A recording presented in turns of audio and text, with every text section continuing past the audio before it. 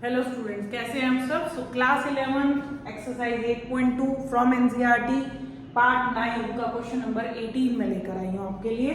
Question number 18 को देखिए, ये एक सीक्वेंस का क्वेश्चन है, ये एक जीपी का क्वेश्चन नहीं है। हालांकि एक्सरसाइज ज्योमेट्रिकल प्रोग्रेशन की है, बट स्टिल हम यहाँ सीक्वेंस का क्वेश्चन कर रहे हैं। बट हम क्या करेंगे, सीक्वेंस को कन्वर्ट करेंगे जीपी में। चलिए, सबसे पहले आपको इस सॉल्यूशन को करने के लिए 8 को कॉमन लेना है, क्योंकि ये क्वेश्चन सम का है। तो मैं सबसे पहले इसको सम के फॉर्मेट में लिख लेती हूँ।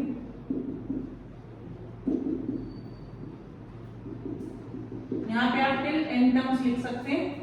मैं इसमें से 8 को कॉमन लूंगी, 1 + 1 1 1 1 1 plus so on till n terms. मैंने पहले 3 ही टर्म्स लिखी है, इट इज नॉट रिक्वायर्ड।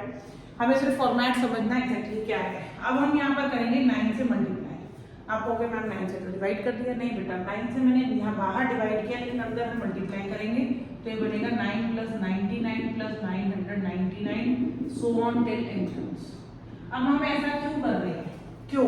क्योंकि 9 और 99 इनको 10 के ये काफी नियर होते हैं और इनको कन्वर्ट करना बहुत ईजी है। आप देखिए, बहुत इजीली ये जीपी में कन्वर्ट हो जाएगी।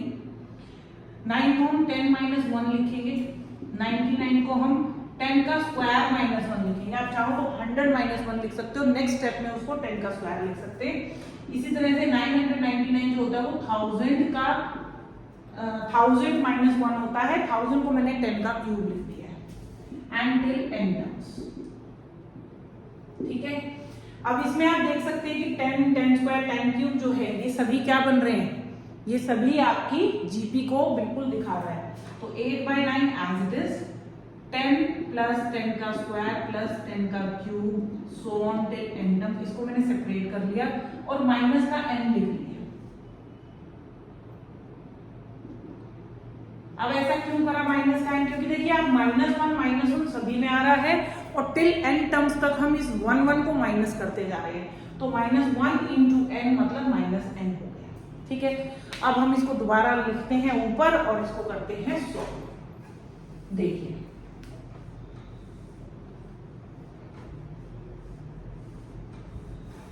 अब मेरे पास जो जीपी बनी वो कुछ इस तरीके की है। देखिए, 8/9 10 + 10 का स्क्वायर प्लस 10 का क्यूब टिल एन टर्म्स। ये मैंने एक ब्रैकेट में रखा, लास्ट में माइनस का n है। ठीक है, अब यहाँ पर मुझे जीपी लगानी है। आप चाहो तो अलग से यहाँ पर जीपी फॉर्मेट बना के 10 + 10 का स्क्वायर टिल एन टर्म्स ले सकते हैं, जिसमें कि a 10 है, r भी 10 है, n की जगह n लेना है। r जो है हमारा ये 1 से बड़ा है, तो इसीलिए हमें सम ऑफ n टर्म्स लगाना है, जो कि होगा 10 की power n - 1 upon 10 - 1 which is 9। इस सम को हम यहाँ पर डाल देंगे 8/9 एज इट इज। इस पूरे के प्लेस पर हमारा इस सम का जो हमने कैलकुलेशन की यहाँ पर आ जाएगा और माइनस का n एज इट इज। आप चाहें कि ये 8/9 यहाँ मल्टीप्लाई हो सकता है, तो थोड़ा सा कोशिश करते हैं। बाकी यहाँ तक हमारा आंसर देखिए आ चुका है। जितना ज्यादा सिंप्लीफाइड आंसर देंगे उतना ही बेटर है। तो थोड़ा और कोशिश करते हैं कि सिंप्लीफाई हो जाए और जितना लंबा सा ना लगे, ऐसा लग रहा है जैसे क्वेश्चन ही लिख दिया है। तो सॉल्यूशन जैसा कुछ लिखना चाहिए। तो 8/9 को पहले 10/9 से मल्टीप्लाई किया और साथ ही साथ इस ब्रैकेट से, फिर 8/9 को हमने n से भी मल्टीप्लाई कर दिया। ये बन गया आपका 80/81। अब इसको अगेन खोलेंगे तो ये 10 की पावर n और 80/81 और माइनस 8n/9। ये ज्यादा तो सिंप्लीफाई हुआ नहीं है। बाकी आपकी इच्छा है, आप इस फॉर्मेट में भी छोड़ सकते हैं और ये फॉर्मेट में बिल्कुल ठीक है। बट कोशिश जरूर करिएगा। कई बार क्या होता है, एक स्टेप और करने पर कुछ कैंसिल आउट हो जाता है, कुछ सिंप्लीफाई हो जाता है, तो वो कोशिश करनी है हमें। ठीक है, आई होप ये क्वेश्चन बहुत इजी लगा होगा आपको, अच्छा लगा होगा। ये क्वेश्चन कई और तरीके से पूछा जा सकता है, जैसे कि एग्जांपल के तौर पे मैं कुछ क्वेश्चंस लिख रही हूँ, आप उनको ट्राई जरूर करिएगा। जैसे कि 5 55 5 5 5 एंड सो ऑन। एक और एग्जांपल लिख रही हूँ 7 77 7 7 7। मेथड बिल्कुल सेम रहेगा, मेथड में कोई बदलाव नहीं है, एज इट इज करना है। मिसलेनियस का जो डेसिमल वाला क्वेश्चन है वो मैं आपके साथ जरूर डिस्कस करूंगी, वो मैं आपको एज अ होमवर्क नहीं दे रही हूँ। कमेंट करके मुझे जरूर बताना कर पाए या नहीं और क्या आंसर आया।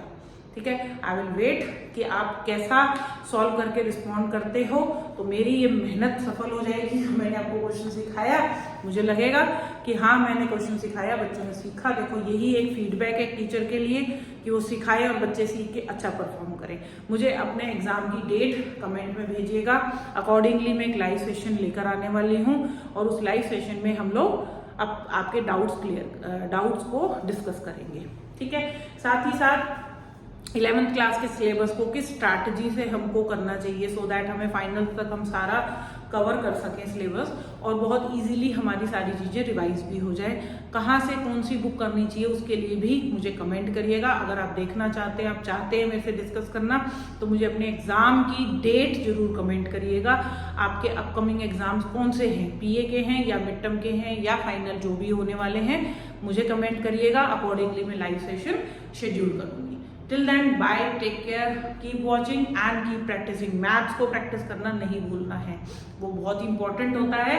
Regularity is more important than कि एक दिन में बहुत सारे क्वेश्चंस कर लिए। तो रेगुलर थोड़ा थोड़ा करिए so that you will be the perfect in your maths. Bye.